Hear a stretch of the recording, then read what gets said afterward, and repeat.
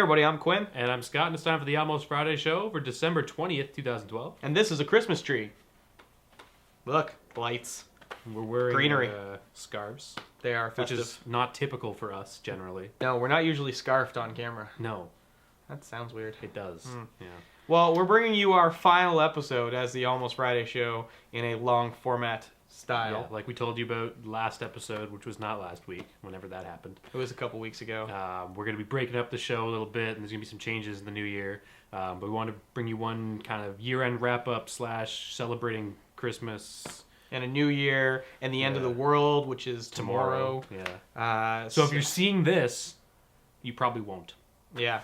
because we'll all have burned already. I was halfway through the edit, and then the world exploded. Yeah. But it is Christmas, and as per usual, we like to do our year-end show. So we'll be talking about all the cool stuff that happened this year, our picks for best hardware, best camera gear, best app, best movie, all that kind of stuff.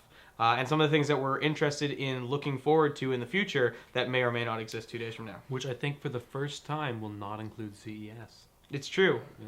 Well, I mean, it might for my new segment. Oh, possibly. Yeah, Yeah. Not for tech, though. CES has become lame. it's true.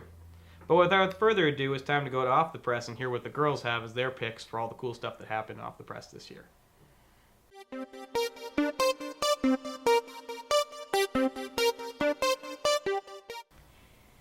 Hey everyone, and welcome to Off the Press this week. Special Christmas end of the year edition. Woo! Cheers. We're festive. Way more festive than the guys. Super festive. Ultra festive. Yeah. So in this year in review, we are going to be talking first about the movies that we liked. Which, quite frankly, are like the most exciting part. Yes. The list of everything else is like this big. This is specifically the movies that we liked, not good movies.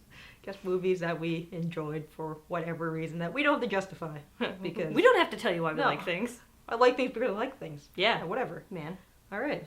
So you're going to start? Well, to start it off with, it's mostly in chronological order. We Mostly. saw Hero Dreams of Sushi, which we were lucky enough to see in a theater.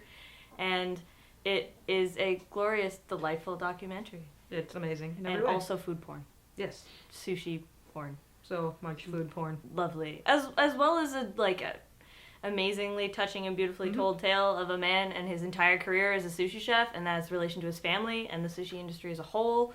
Yep. Like, it was just a very well presented film, and I bought it on Blu-ray because it's worth it. Because you have to buy it on Blu-ray. And then to take it in a completely opposite direction, Staying in the same region, though, we got The Raid Redemption, which was possibly the best martial arts movie of the year. I really liked all Of the the fights. last couple of years, actually. I'd say so. Yeah. Also, I liked the soundtrack.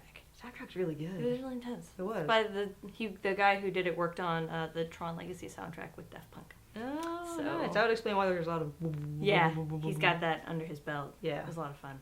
Neat. Totally. After that, we both really liked The Cabin in the Woods, Yep. which you all should have seen by now. Mm-hmm.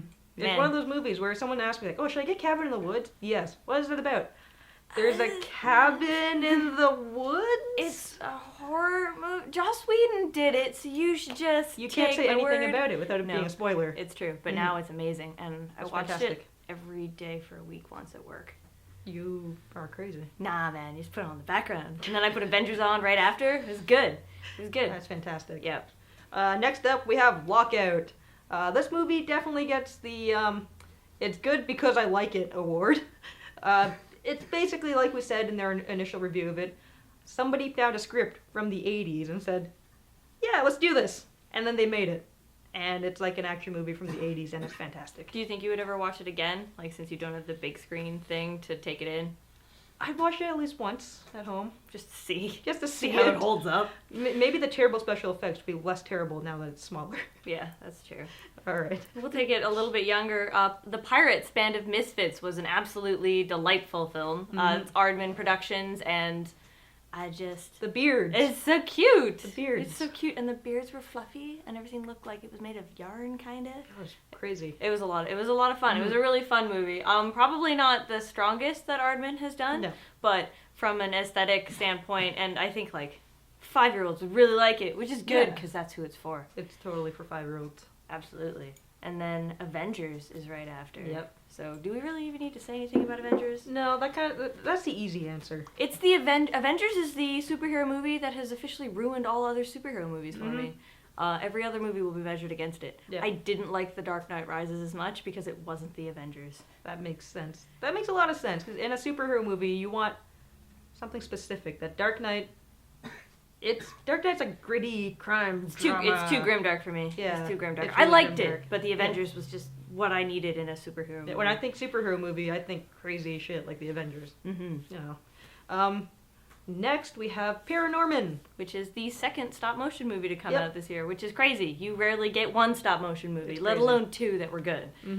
That's definitely our animation pick this year. For because sure. It was fantastic. And 3D printed faces. Yeah, absolutely totally crazy. All the amused by. behind the scenes effect stuff for that are just totally insane. It's a little dark for your kids, Yeah. maybe, but I think they can handle it. It's good for little kids to be scared. Yeah, and definitely parental guidance. Mhm. Yeah. And it takes a really sharp swing in the third act. So if you haven't seen it, I would definitely do that. After that, we have Judge Dredd, which I did not see. Another one in the good action movie category. This one used 3D really well. They didn't abuse it, and they only ever abused it when they were doing the crazy drug trippy thing, which I think you're tripping on drugs, it's fine to abuse I 3D. consider that an artistic use. Yeah, it is. You know? There's one part near the end where someone is like falling and falling and falling, and that's in 3D, and that's done really well. Oh, yeah. Yeah, Yeah. it's done really well. And Looper, which I also didn't see. Oh, Becky, I'm sorry. see it. I'll fix it. I'll fix it. You can download the MP3 commentary too. That Ooh. the dude, Oh, yeah. Rain, Mm-hmm. Quinn, help me, Sweet. Sweet. the director guy. I don't remember. Cool. So they put out MP3 commentary that which you can basically download from their Tumblr, the official Tumblr of Looper. Oh, neat. Basically, they're like, yeah, just download this MP3 to your phone or MP3 player and bring it into the theater, and we'll tell you when to start. And there's a couple of points in this where the guy's like, all right, guys, I'm gonna be funny now, so please cover your mouths. That's very good of them. Which it's also different from the DVD commentary, which is kind of neat. So I will be watching it 3 times at home. And we're going to wrap up movies we really liked with my movie that I really liked, but that was like super awful. So I went to see Snow White and the Huntsman. That movie is bad. Like Visually, really good. Okay, visually it's pretty, but disjointed. Oh, It's okay. all over the place. And you could tell that the guy in charge of the designs, like, just sits at home and rewatches Ghibli movies every day, forever, which I was okay with from Yeah. a design standpoint, but it was really obviously an influence. Neat. I also have this irreparable thing that I can't seem to fix, where I like Kristen Stewart. I like her face. I can't help it. Yeah, I don't know. It's not I our don't- face. Yeah, Yeah. I don't know.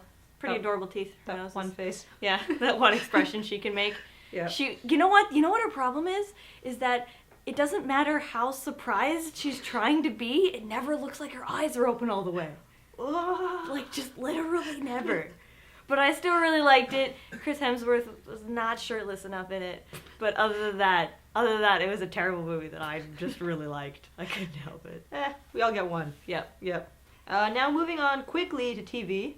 Gravity Falls came out, Oh my god, it's fantastic. and everyone likes it. It's true. No one doesn't like Gravity Falls, It's and cute. there's no reason not to like it because it's amazing. It's cute and it's good for the entire family Absolutely. without being really lame. It doesn't talk down Yeah. to kids in any way, and that's fantastic. It is.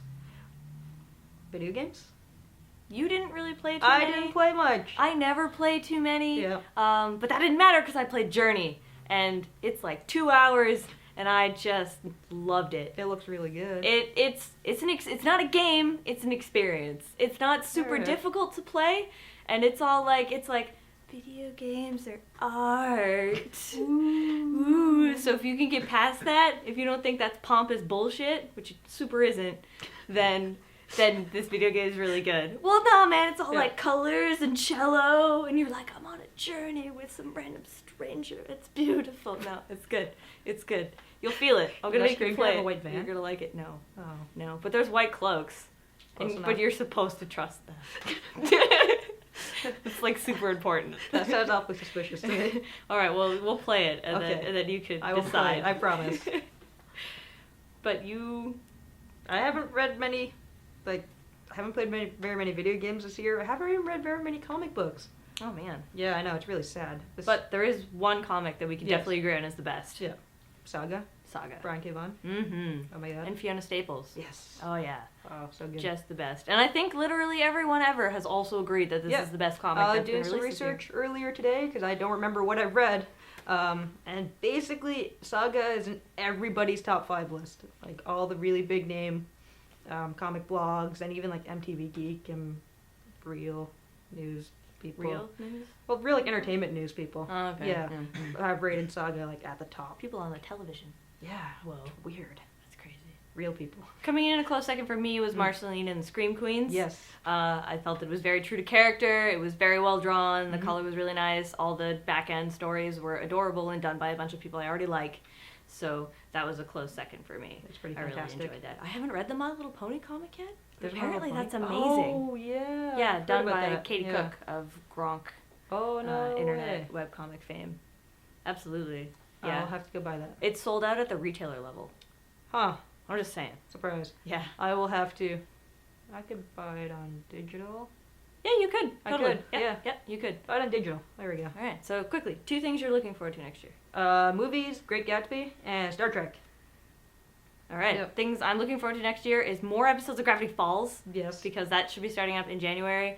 I'm also kind of sort of looking forward to Star Trek, I guess, Yeah. in like an uneasy sort of way. Yeah, I was really uneasy with the first one, so I've Mhm. kind of got the same uneasiness about this one because they're maybe trying to shoehorn Khan into this, which Yeah, that's not- confirmed as it not being Khan, but it's still the Okay. plot line feels really similar. it especially with the I'm gonna spoil the trailer, I guess, Whatever. with the hand and the glass thing. Yeah. Which doesn't really work in this new universe. Now we're going to some serious talk here. It doesn't really work in the new universe because in this new universe, Kirk and Spock have basically only been friends for a couple of years tops. Yeah. For all you Yeah. know, though, it's just some sort of throwback scene. No one's actually in any legitimate danger, Yeah. and they're just doing it to bait us. Or 'cause is they it would. Kirk and Spock's hand? It's Oh. true. You never know. It could be Yeah. someone else. Yeah. Who so- knows? Those aliens look pretty cool, though. Those aliens look sweet. Basically, go see The Hobbit so you can watch like 10 minutes of this movie. I was ready to leave after Star Trek. You suck. The Hobbit was enjoyable. Yeah. Yeah. Yeah. I was satisfied. Much to the disappointment of some people I know, but I don't care. And so, slightly uneasily, we move Mhm. forward. And that's it for Off the Press.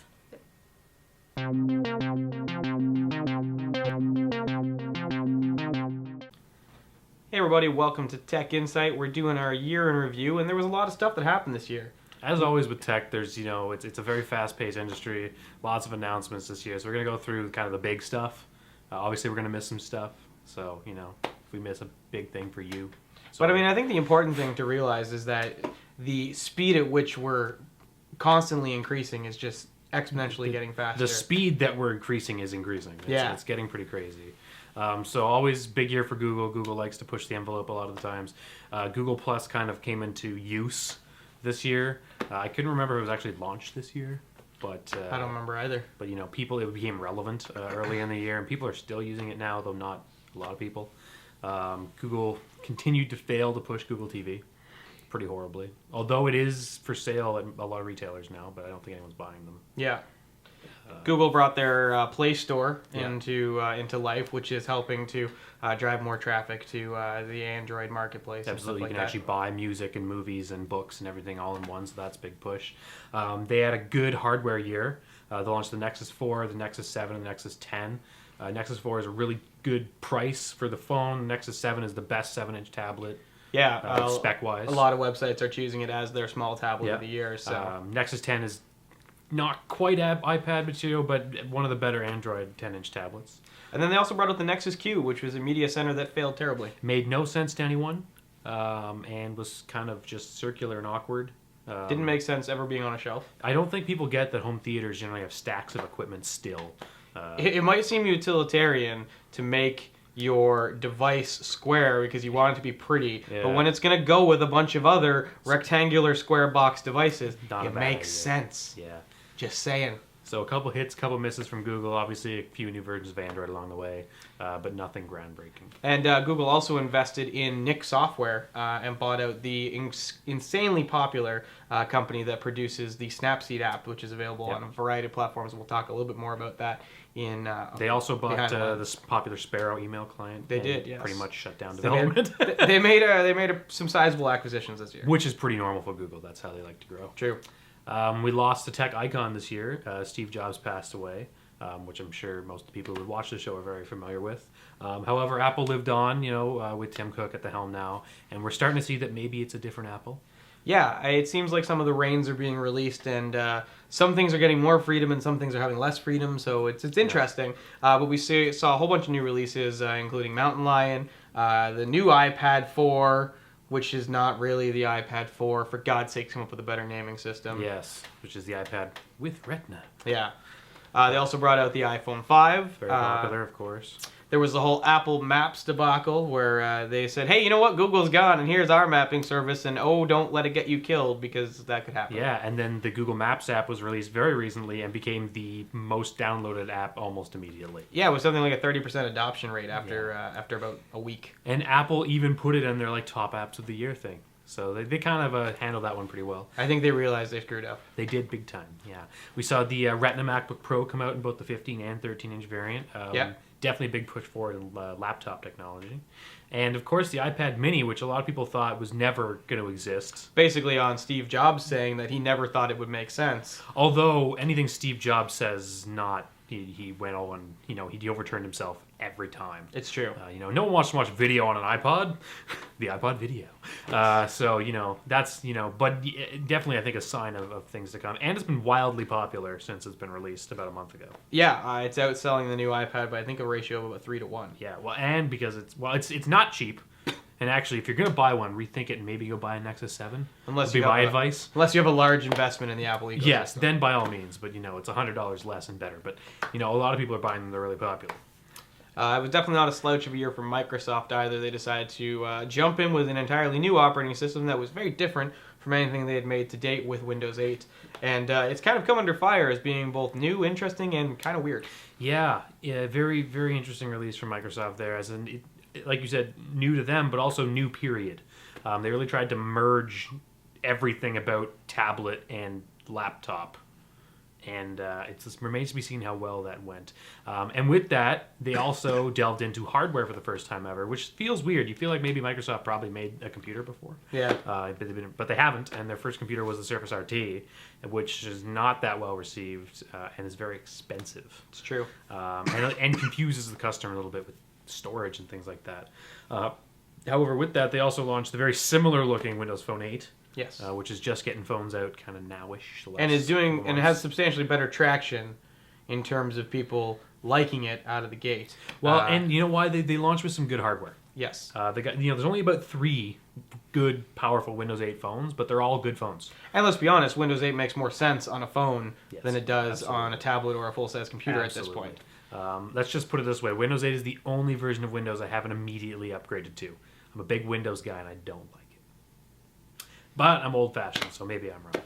But with this adoption of Windows 8 on their phones, the Xbox, the tablets, the desktops, we now see a unified presence where they're working, so a lot of the stuff is cross-connected. We're seeing SkyDrive integrated with everything, which is great because SkyDrive is one of our favorite cloud storage systems.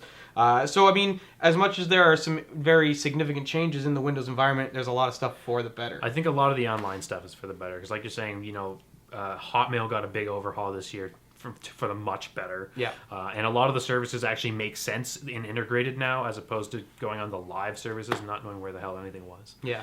So that's a good step going forward. And that's the big 3. The rest of the stuff we're going to talk about is kind of, what's going on in the general technology area, starting, of course, with social media.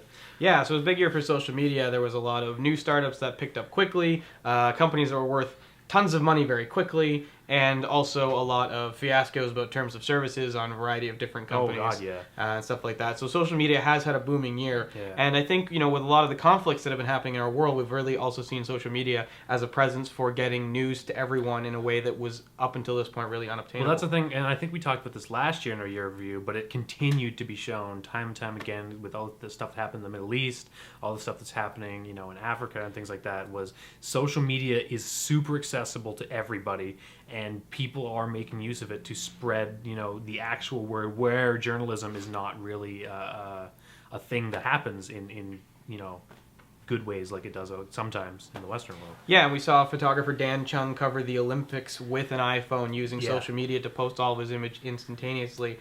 So again, we're really seeing social media being used in a whole bunch of facets to get news and information out to everyone, and it's really pretty exciting, and it's something that we continue to look forward to see where Absolutely. this is going to grow into. And of course, we had the big one, Facebook go public, one of the only public social media companies now, and that went horribly for them.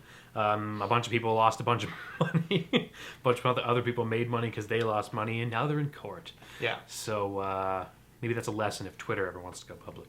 But Twitter did come under fire this year as it changed up how it wanted to interact with third-party applications, basically restricting a lot of access, which was kind of counter what everyone who uses Twitter wanted. Yes. They wanted more applications that did more specific things, and Twitter wanted you to use their application and nobody else's. Nothing's changed in that regards, but it is an interesting move that Twitter made this year, and who knows what that's going to mean for the prolonged future of Twitter. We also saw Pinterest pop up. Kind of very rapidly, I found. It was kind of one day I didn't know what it was, and the next day everyone's talking to me about it. So that got very popular very quickly. I don't know whether there's a lot of money going around in that kind of thing. But it is a kind of interesting, almost, it's like a photo sharing thing, but not really, but it's really to share stuff that you find on the, it's kind of a clever service that actually has a place in the social media this late in the game, so I thought that was interesting. And Tumblr continued to grow as a service with a lot of people liking the new mobile apps that became available for posting both your images and your photos to Tumblr. And also the sort of hand-in-hand of Twitter and Tumblr accounts now becoming monetized for people basically creating joke sites and all kinds of various stuff. So we're seeing the combination of a Twitter-Tumblr service being an interesting way to monetize all the things you want to say on a daily basis, which is pretty neat as well. Into the media world, we noticed in America and as well as up here in Canada, you can't rent movies anymore. Or video games. For that matter. Oh, absolutely. In physical form. Yeah. Which makes a big deal for video games, but not so much for videos, because the world of online streaming video, whether it be paid, free with ads, has really exploded this year with the use of smart TVs incorporating it, and every other even the inexpensive TVs now have Netflix built in. Yeah. And all the big explosion of all these different set-top boxes you can get, and people actually using it. I set up Netflix for my grandpa this year. Yeah. So a lot of people are starting to, because they have to, I guess. Yeah, I mean, specifically here in Canada, we've lost Rogers, we've lost Blockbuster. There are still a few services around, but they're few and far between. Yeah. But we've seen a massive increase in the amount of people using Netflix, and we've also seen a massive amount of new content coming to Netflix because of the fact that the landscape is changing. As well, we saw most major television networks putting out mobile applications to watch the TV shows that are currently airing, making it once again slightly more redundant to actually have a cable subscription if you've got some decent mobile devices in your house. Absolutely, especially since if you're going to watch it in that kind of form factor, like you're okay with watching it on your iPad, or you're okay with watching it on a computer, the quality is more than good enough. And in fact, I stream it on my 50-inch TV, and you come over multiple times and thought I was watching television. Yeah. But it was actually just, a flash stream of Discovery Channel. So the media companies in Canada have actually been making decent strides forward in terms of getting their content out there. We're a little behind where America is with Hulu and stuff like that, but it is coming, and probably because it has to, because a lot of the other avenues are starting to close. Yeah, that shift to digital media is really significant and happening very quickly. Yeah. So I think it is a changing landscape for both video rental services as well as television services and how we're getting our content into our homes and into our hands. So it's pretty interesting to see where that's going, and we look forward to, again, seeing how that's going to continue to progress forward in the new year. Absolutely. Last but not least, the Canadian content for the year. A lot of things happened with different Canadian laws this year. We talk about the telecom stuff a lot, and there wasn't a lot of movement in the latter half of that year. But a big law did get passed that changes some things for a lot of people, like to torrent or or use any of those other file sharing services, is our copyright law finally got updated. Now, it did need to be updated because there were certain provisions in there, especially for photographers and things like that, that were wrong and outdated. But with that, which is the big context here, is file downloading, peer-to-peer sharing is now illegal. Earlier, there was simply no law covering it. Yeah. So it was kind of a loophole where there's nothing to charge you with if you were breaking a copyright in that way. But now, if you break a copyright and they can prove it, you can be charged with a fine of up to $5,000. Which is the upside, is that Canada has taken the sensible route and made a very low restriction on how much the maximum fine someone can be charged. The really good thing about that is that's $5,000 for all your infractions. So if you have 20,000 movies on your hard drive, $5,000. Not each, total, provided you're not sharing, selling them or any kind of commercial aspect to it. So the law seems, although a lot of people were upset because they're closing this loophole and, oh no, now we can't legally download stuff, which is kind of a ridiculous argument to have to make. Somebody's paying for that content. It's somebody's work. However, they've kind of changed it in a way that's kind of responsible, I think, which is weird for our government. So, if you get sued, $5,000 isn't that much money, especially compared to a lot of situations in the States where someone shared one song 20 times and is getting sued for like $800,000. Yeah. Which just doesn't make any sense. So the laws change. Be aware of it. Obviously, you're going to start seeing internet companies come under fire for not releasing information. You might start getting notices saying, we know you downloaded this movie, pay us this much money, and stuff like that. So be aware of the law change because it could affect you if you're a big torrenter. But due to the low penalty, it's very unlikely that movie studios are really going to pursue this when they can go milk the Americans. And like Scott was saying, copyright law changed for photographers in a very good way, that we now legally own the rights to our images regardless of the pay system that we have included someone in. So that's really good because there was a lot of stipulations before that if a company wrote it out in a contract, they would then own your work and you would have no rights to it anymore. And that is now not possible, which is great for all of us, basically content creators. Definitely a good update for sure. Now we're going to go through, we've got our best hardware of the year, we've got an app of the year, and the most ambitious release of the year. Yeah, we'll start it out with our app of the year. We've decided to pick Songza as our app of the year. It's available on iPhone and on Android and on the web as well. Yeah. If you haven't heard of Songza, it's a really awesome application that allows you to go and listen to high-quality, commercial-free music playlists that are curated by some really talented people and have an incredibly large library of very good and very top 40s type stuff in it as well. And I think the big thing that pulled me to Songza was the way you can get to the music. Yes. Because it's not like Groove Shark, for instance, where you have to kind of search by artist or search by song. It has this very approachable interface where it's, if you come home and it's in the evening, and you pick kind of by activity. Yeah, So- the app recognizes what time of the day it is and then suggests things you might be doing at that time of the day. And it might be 6 o'clock in the evening and you're driving home from work, and driving home from work will be an option. You choose it, it'll give you some subgenres of music, you choose the subgenre you want, and then it will give you a handful of playlists that you can choose from. So it's really great for people looking to discover new music who don't have a jumping in point.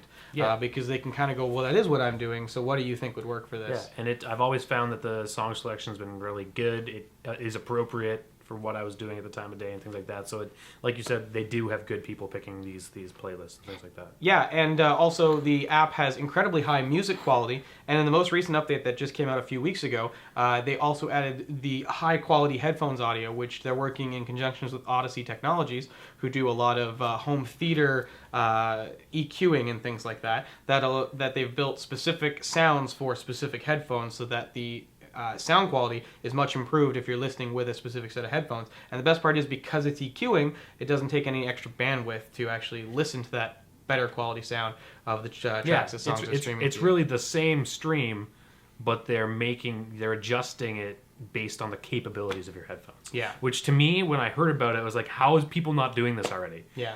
So that was really cool. So And to top it all off, the app is free, which we always love. Yeah, and no monthly fees or anything. There like is no way to give them money that. at all.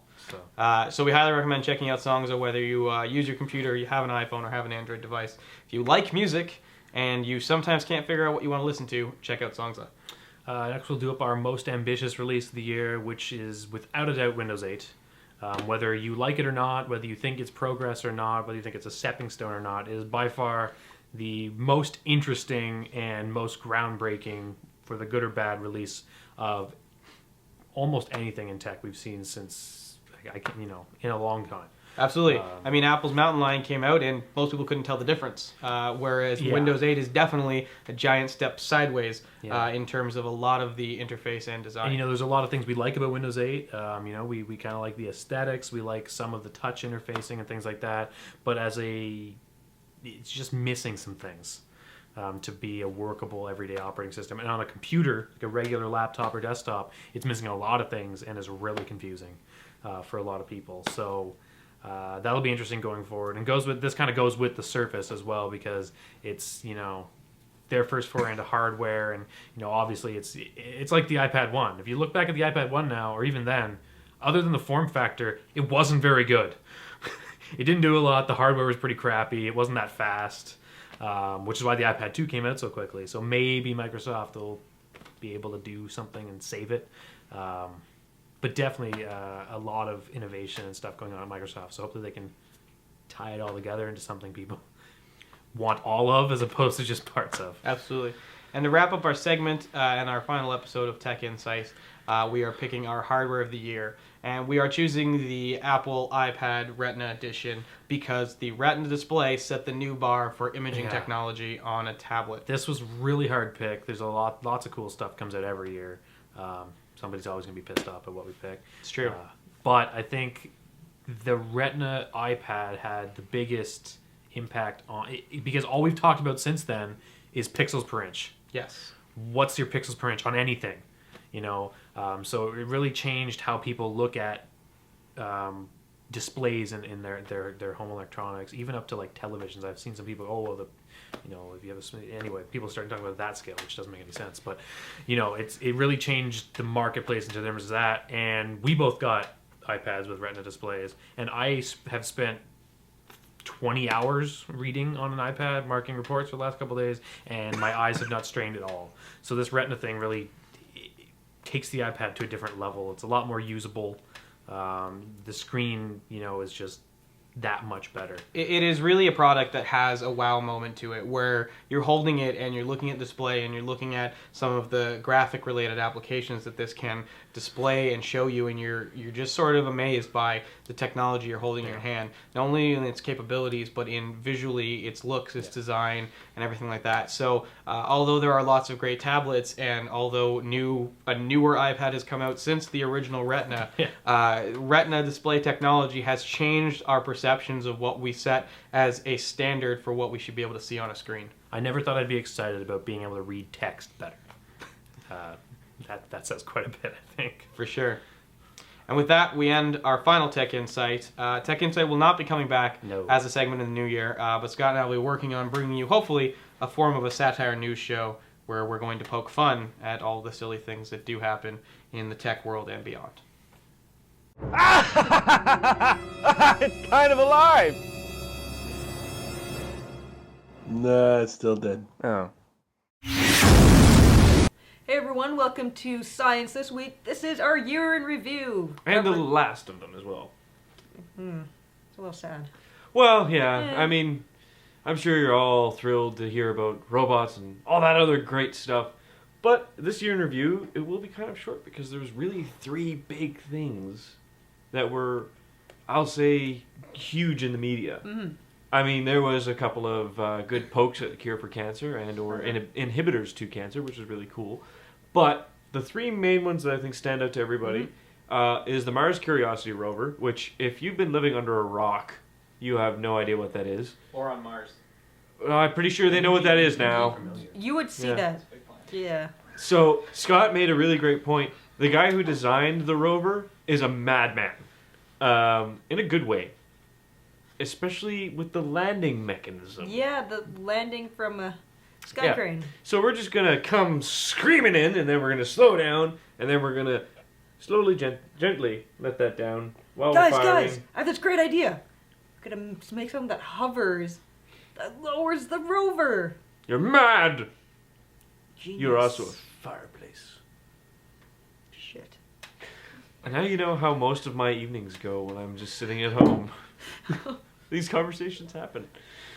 Anyway, Moving along to things that were screaming through the atmosphere, though. Yeah. Felix Baumgartner, the supersonic man, basically tried to set out. I don't believe he broke the record. I think he was just under, unfortunately, for the highest. Well, he calls it a jump. I think it's just free fall. Like No, he got highest free fall. Did he get highest free Yeah. fall? Okay, so he got highest free fall. He didn't get longest free fall. Ah, that's what it was. Longest free fall. So he didn't get that. But he totally got highest free fall. Yeah. Yeah. So anyway, this guy went up and basically, at the true edge of space, jumped back toward our planet and didn't immolate as he re-entered the atmosphere. But he did break the sound barrier, which is nuts. Mind you, the air is pretty thin, so it's rather easy to do. Less resistance until you get a little further in. But just the same, we're talking about a human being who went "Hui!" and then just came back down safely at that. No trouble, no nothing which could have gone wrong, which was a lot. No, it all worked out rather well. So it was a pretty good year for him. Mind you, though, I think he's I don't know what his next one's going to be. No. I'll probably swim from the bottom of the Marianas Trench back up or something. I don't know. Jumping from the moon. Yes, that'll be it. Actually, maybe doing a full re-entry into the atmosphere from the ISS. That's insane. That might be the next step. Would you just He could get... burn up. He just has to kick Yeah, off the okay. spaceship really hard. Yeah. He would have to be careful. He could still bounce off the atmosphere. Yeah, he could... There's a lot of space junk up there. Well, there's that too. Yeah. I think most importantly, there's a lot of space junk up there. That's true. But one thing that tries to clear up some of that junk, not quite the actual man-made junk, but a lot of the junk up space, was the Higgs boson. Because we finally found it, essentially. And now it's come true that maybe they found two differing types, but still nonetheless the same sort of idea. Found lots of data to crunch. That's Yes, for sure. that's for sure. And they didn't want to make... they were very careful because that kind of ties in with another one of the debacles of, say, 2012, maybe the end of 2011, which was the faster-than-light neutrinos, which were not faster than light. Just some poor tech who had to go plug in a cable properly. But whatever.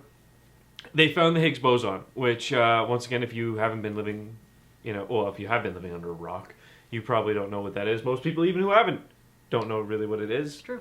This guy doesn't really know completely what it is, but it was the fabled God particle, the one that gave mass to everything, the one that basically tied together absolutely everything in the universe. We can't say it has yet. There's still a lot of data. It could have. Yeah, it could have, but there's still so much data to go through, but they are very confident they found it. So, it's kind of the year in review. Yeah, those are the three biggest stories this year. Yeah. Mostly stories that were picked up by, the real news. Yeah, Yeah. basically. Stuff that most people on the street have heard about. And, I mean, there's, of course, the other news, the big news that, well, you won't be seeing this maybe. Yeah. I don't know. I'm skeptical at that. If it happens... But they said that in May, and, Yeah, we all that's saw how true. that panned out. Yeah. Well, here's the thing. How about this? If you all survive, and if I survive, try and get in touch somehow. We'll make dune buggies and ride around searching for oil to fill them up, whipping it up, and, I don't know, finding survivors and eating them. With fire. With fire. With fire. Lots of fire. So, at the end of the world, hopefully we'll see you there.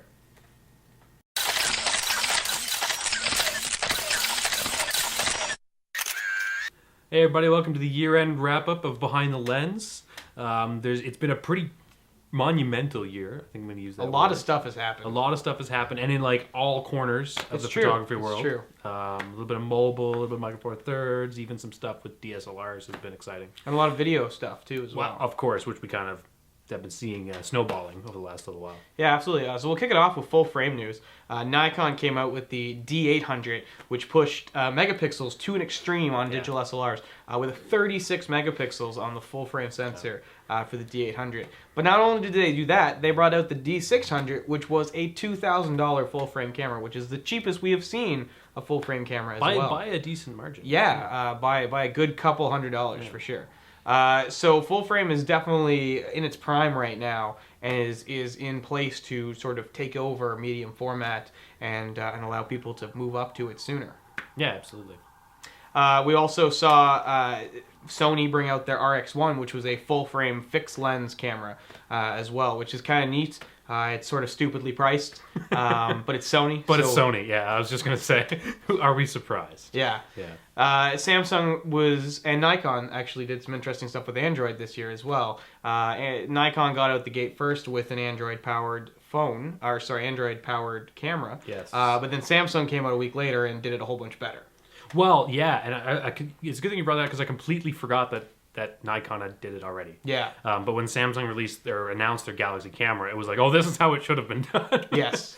Maybe the price isn't quite there for everybody, but definitely an interesting product. Yeah, I mean, it's pretty interesting to think that we now have a camera that is also a smartphone, just you can't make calls on it. But now your camera is also where you're going to edit your photos and upload them to Facebook and Tumblr and Instagram and all that And I kind think of the stuff. huge thing there is click upload. Yeah. You know, none of this dongle to matching to your phone or to your computer or to Wi-Fi. You don't have to worry about any of that. So I think it's steps in the right direction. Yeah. It was a big year for Micro Four Thirds as well. Olympus brought out their OMD, which has been highly regarded as one of the best cameras this year. And along with that, brought out a slew of great prime lenses. Yeah.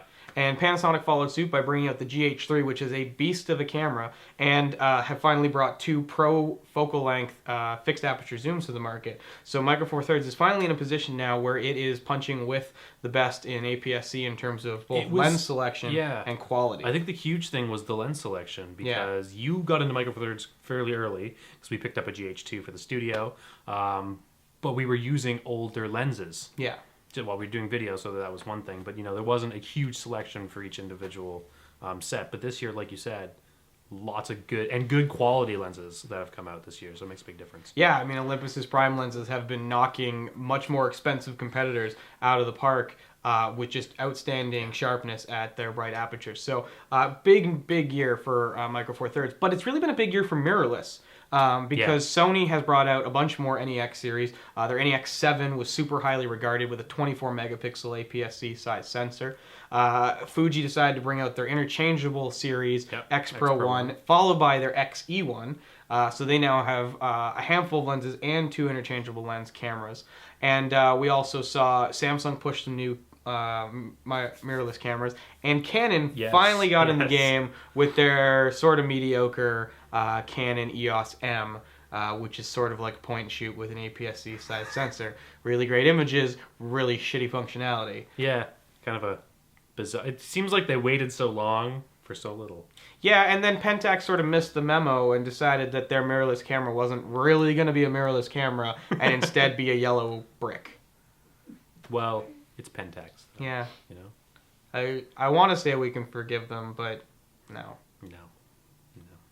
It's been a big year for DSLR video as well. A lot of these cameras now are pushing some amazing features. A lot of cameras are having clean HDMI outputs to recorders. The GH3 is doing it. The D800 is doing it. The 5D Mark III came out, and no one really cared.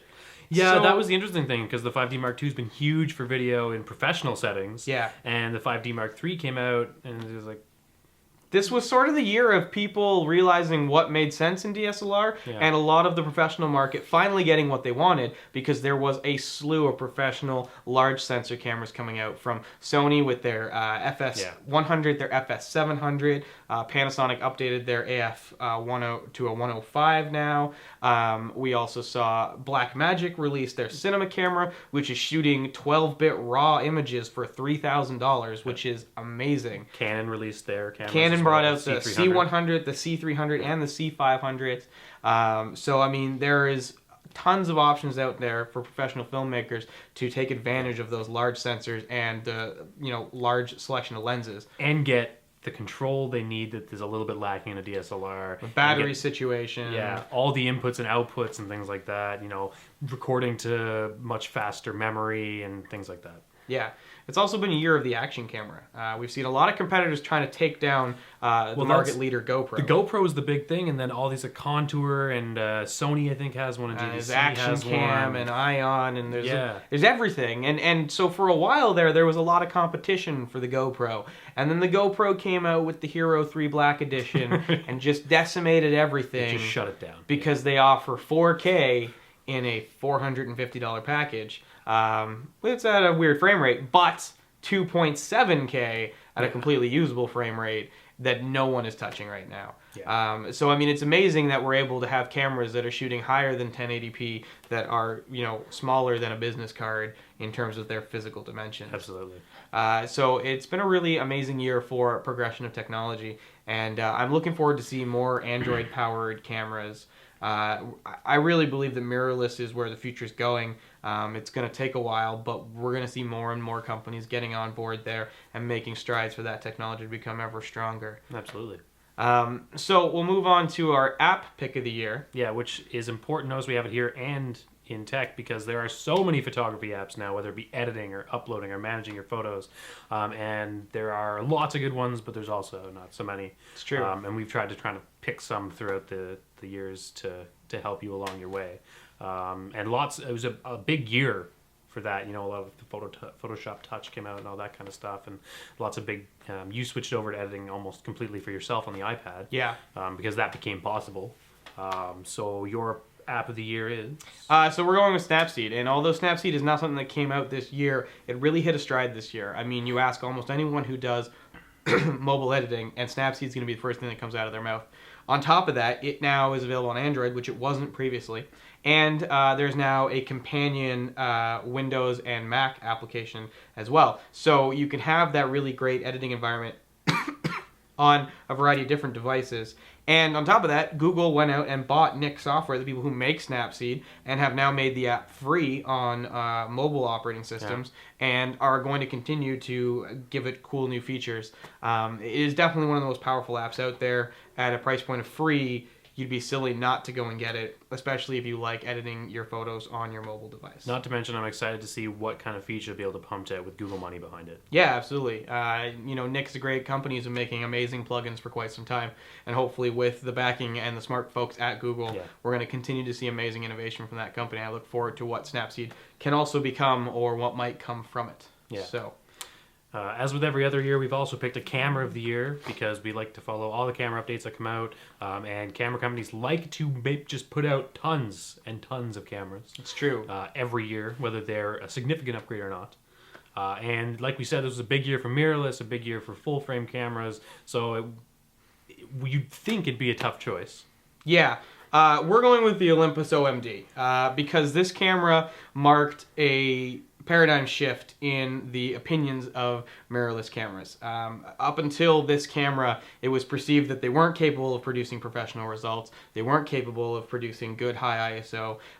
The lens selection was missing and all these sort of things. And the OMD kind of came in and rocked everyone's world. Very good image quality, very beautiful color reproduction. A great combination of retro styling with very good build quality. It's weather sealed, it's magnesium built. But on top of that, Olympus brought out, like we talked about, a handful of great primes. They had the 12mm f2, the 45mm f1.8, the 75 1.8 that's on here, the 60mm f2.8 macro. So they brought out great lenses, and all of them are super well reviewed in terms of sharpness and image quality. And then, like we talked about, Panasonic also brought out the GH3, which marks the first definitely pro camera with an amazing combination of video and still features, as well as the pro zoom lenses of the 12 to 35 and the 35 to 100 f2.8 lenses. So although the Olympus is our pick, it's our pick because it chose a catalyst of change in the market where this can now be perceived as a professional option in terms of image quality and capability. Absolutely. And it marks what the future will show, because once you shoot with something like this, it's hard to go back to lugging around 20 pounds of much heavier gear. Now again, that's not to say that full frame is not brilliant, and it is, but it's really interesting to see this kind of technology producing the results that it is at this point. Yeah, absolutely. So with that, we bring Behind the Lens to the close. Behind the Lens will be returning as a new segment. It won't be named Behind the Lens. It will likely be called Burnt Pixels Podcast, and it will extend slightly beyond cameras and talk a little bit into the tech fringes of things that relate to mobile communication as well, because that all sort of ties into photography and all the marketing and all that kind of stuff. So we will be coming back with a form of Behind the Lens in the new year, but this is the last time you will see it as Behind the Lens. Yes, indeed. And with that, we wrap up our year in review, which also wraps up the Almost Friday show. Yes. We are now going to be Almost Friday Studios, and we'll be producing new content on their individual levels. Sam and Becky will be back with their own show. We'll be back with a new Behind the Lens, and we'll be working on some new comedic projects, as well as some sort of maybe some one-off stuff as well. Yeah. And we're also looking to bring on new talent, people that you haven't seen, faces you haven't seen, to work on some new and interesting and unique shows. So we are not gone. We are just coming back to you in different ways. You'll still be able to reach us at almostfridayshow.com. That website will still exist, and you'll be able to branch out to the shows that are available and produced by us. And we're still going to exist on Twitter at almost_Friday. Yeah. If you're interested in getting a hold of us because you might have an idea of something you'd like to produce, you can reach us at contact@almostfridayshow.com. Basically it's Christmas time, so... Yeah, enjoy your Christmas. Thanks so much for the support over the almost 3 years, I guess, we've been doing this. Yes, or even longer if you listen to Dallas Time Live. Yeah, absolutely. So, have a good Christmas or holiday Christmas. But definitely have a good New Year's, as that's not specific It's to true. anybody, It isn't. So, unless you're Chinese. I suppose. Yeah. So, Then you're just late? yes. Yeah. Or really early. Or really early. Yeah. So by all means, enjoy your holidays and look for the new content coming in the new year. Yeah. Keep on our Twitter account. Check out the website from here, and you will see new stuff, hopefully very soon into January in the new year. Absolutely. So best wishes from all of us at the Almost Friday Show, and we look forward to hopefully seeing you all in some form in the future.